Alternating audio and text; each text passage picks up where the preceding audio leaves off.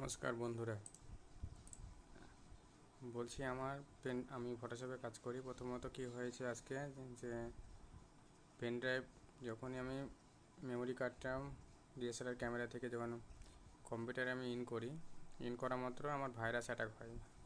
Virus অ্যাটাকে আমার যেটা show করছিল সেটা হচ্ছে ইউএসবিসি এই টাইপের কিছু একটা শো করছিল। তো আমি এখানে ছবিগুলো কোনো ভিউ করতে পারছিলাম না, কিন্তু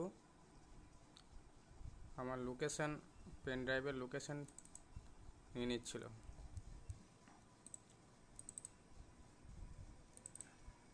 তো এটাকে সলভ করতে গেলে কী করতে হবে, প্রথমে পেন ড্রাইভটা আমি ওপেন করার পর সার্চ অপশানে যাব। আমি এখানে স্টার্ট টিপে এন্টার করতে হবে, যে পুরো ফাইলটা চলে আসবে। একটু ভুল হয়েছে এখানে। আরেকটা যেটা করতে হবে, একটু ফার্স্ট স্টেপটা বলে দিই। তো প্রথমে আমাকে পেন ড্রাইভটাকে প্রপার্টিজে যাওয়ার পর টুলসে যেতে হবে। টুলসে যেতে চেকে গিয়ে আমাকে এটা রিপেয়ার করে নিতে হবে একবার প্রথমে, তবে একবারই করতে হবে। তারপরে সেকেন্ড স্টেপটা যেতে হবে। ওপেন করেছি, স্টার্ট এন্টার, পুরো ফাইলটা চলে আসবে। ফাইল পুরো আসার পর এই পুরো ফাইলটাকে আমি কপি করব।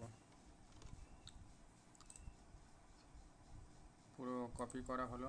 কপি করার পর আমি একটা নতুন ফোল্ডার ক্রিয়েট করব, এখানে পেস্ট করে দেবো।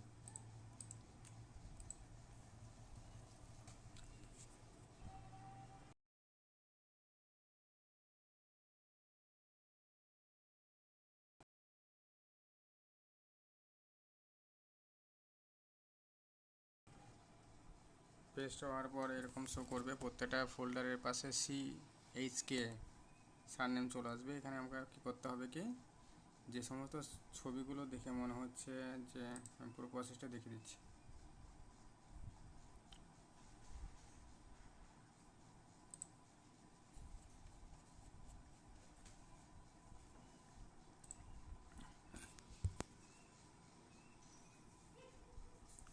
প্রত্যেকটা ফোল্ডারকে একটা একটা করে সারনেম চেঞ্জ করতে হবে। দিয়ে লাস্টে যদি র ফাইলে হয়ে থাকলে NEF, আর নর্মাল ফাইলে থাকলে JPG। এন্টার, হয়ে গেছে সলভ।